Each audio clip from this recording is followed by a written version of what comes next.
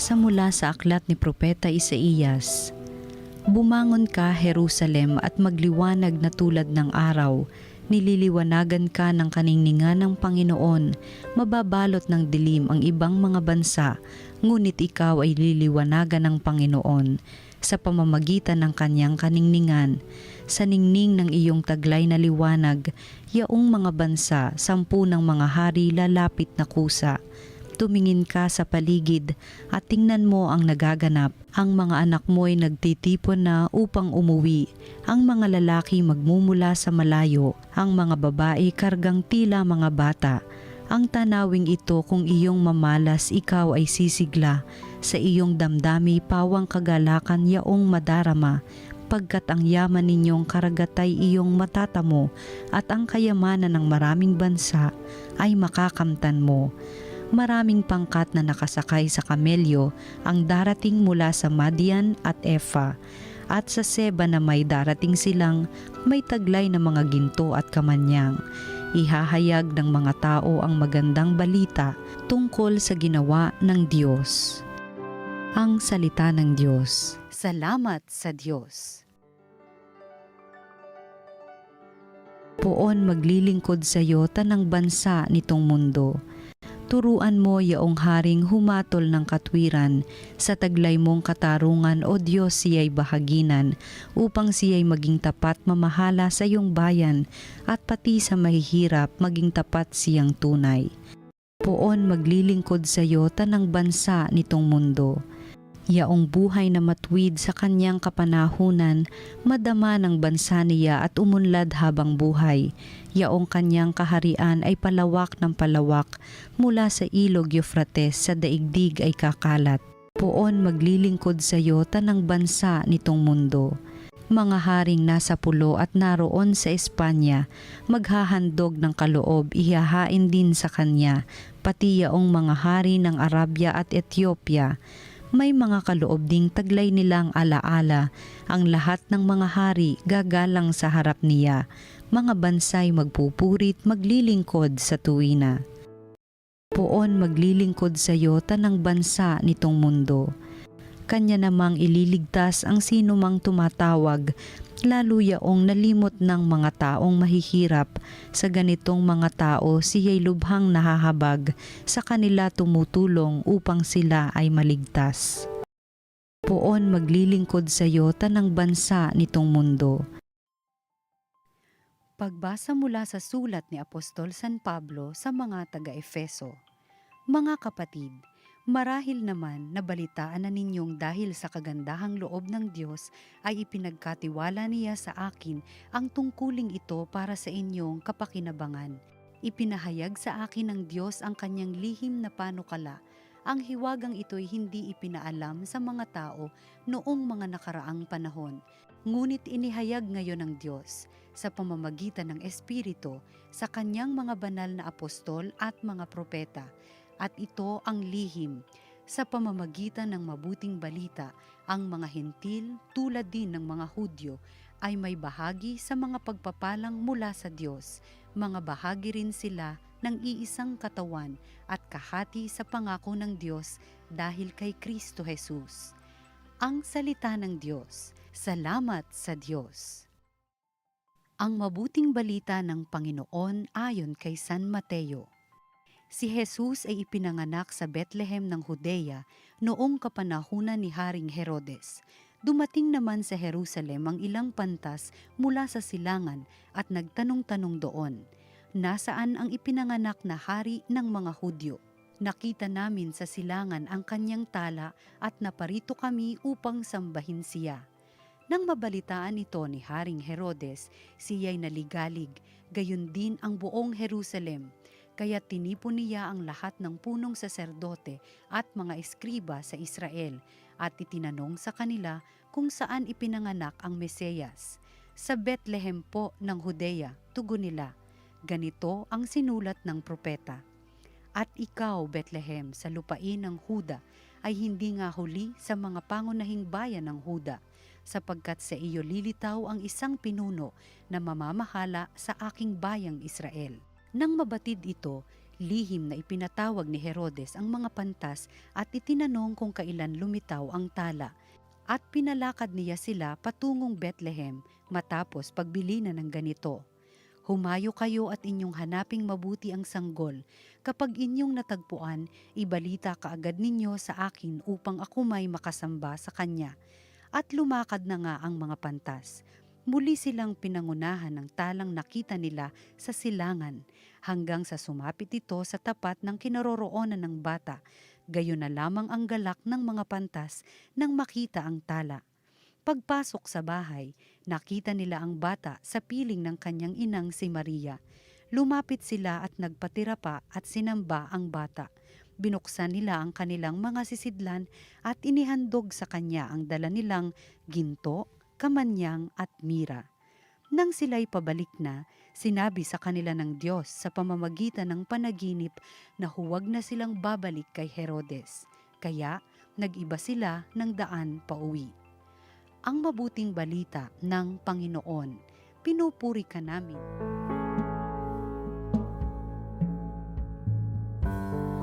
Happy Three Kings po sa inyong lahat. Ito po yung tradisyonal na tinatawag nating Three Kings Sunday. Pero ngayon po ang tawag natin dito ay Epipanya. Hindi na Three Kings. Kasi yung ibig sabihin nito, ito yung pagpapakilala ni Jesus sa atin. Ang anak ng Diyos ay naging tao. Jesus ang ipinangalan sa kanya sapagkat ang misyon niya ay maging tagapagligtas. Yan ang ibig sabihin ng pangalang Jesus. Tagapagligtas. Sino ang ililigtas niya? Para kanino siya dumating sa mundong ito? Para lang ba sa mga Hudyo? Para lang ba sa mga mababait? Si Jesus ay dumating para sa lahat. Sinabi ni San Pablo na ipinagkatiwala sa kanya ang isang hiwaga, isang lihim na ang pagpapala ng Diyos na ibinigay kay Abraham at ipinangako ng mga propeta ay para sa lahat, kasama na ang mga Hentil, at hindi lang para sa mga Hudyo. Madaling maniwala na ang bendisyon ay para lang sa mga Hudyo. Kasi si Abraham ang nagsimula ng lahi ng mga Hudyo. Ang Kristo ay ipinangako sa mga Hudyo. Ang mga apostol ay Hudyo. Si Jesus ay Hudyo. Si Mama Mary ay Hudyo. Ang mga unang Kristiyano ay mga Hudyo. Kaya maring maniwala na ang biyaya na dala-dala ng kaligtasan ay para lang sa mga Hudyo. Pero hindi po. Ito ay para sa lahat. Hindi nakatali sa dugo o sa isang lahi ang pananampalataya na si Jesus ay para sa lahat.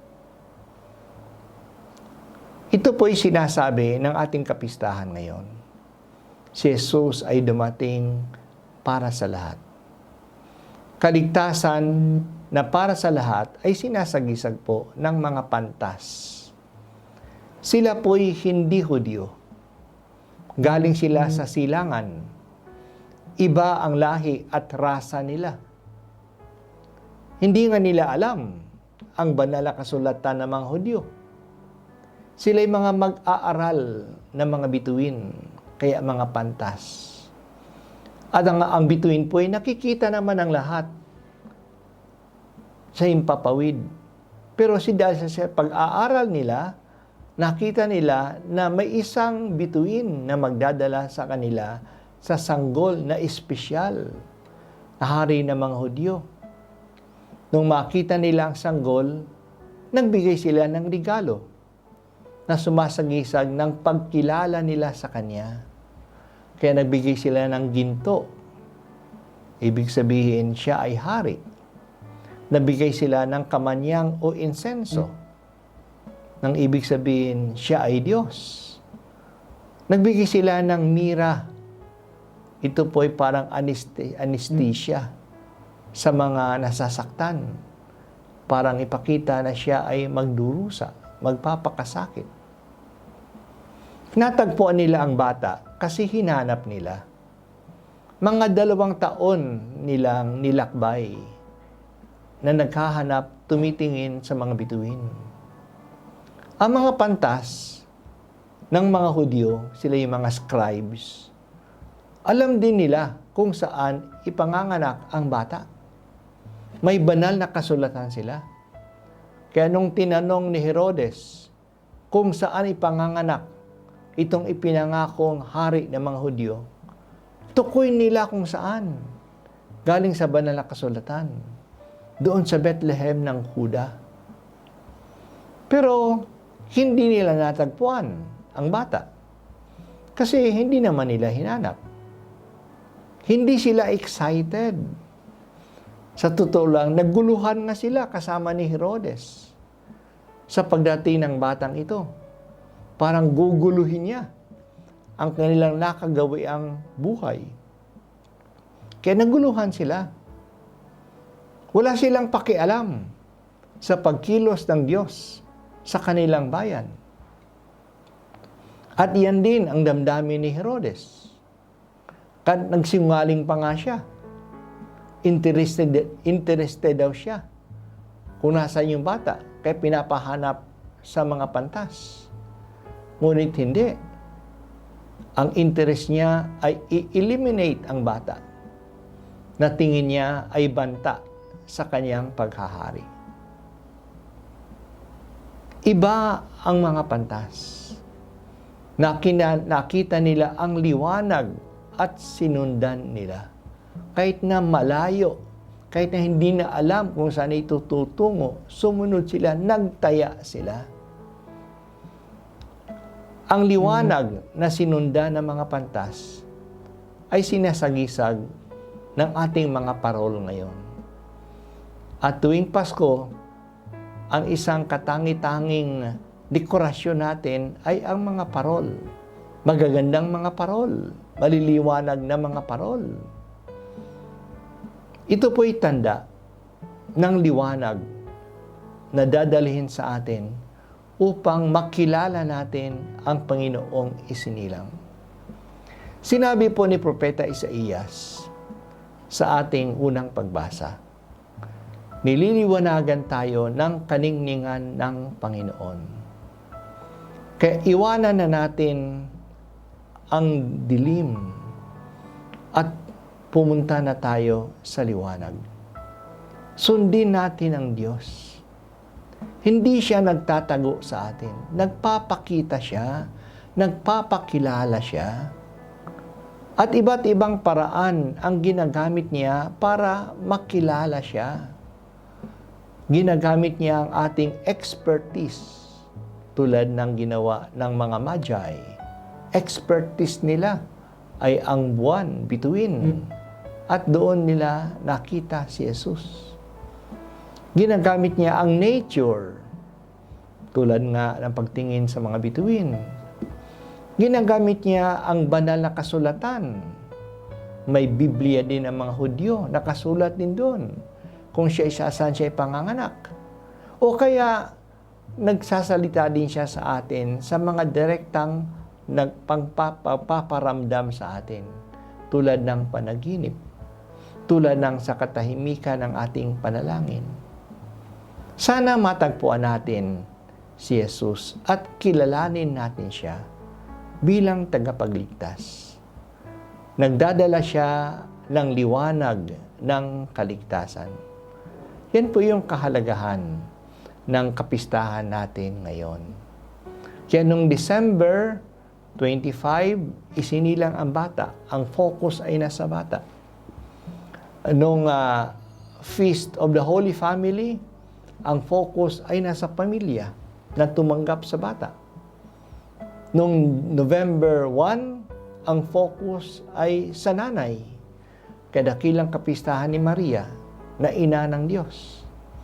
At ngayon naman, ang focus ay para kanino siya dumating. At sa pagpapakilala ni Jesus sa atin, pinapakita na siya'y dumating para po sa lahat. At ang mga pantas ay sagisag ng lahat. Kaya po, lumapit tayo sa Kanya. Hanapin natin siya at mag-alay tayo sa Kanya.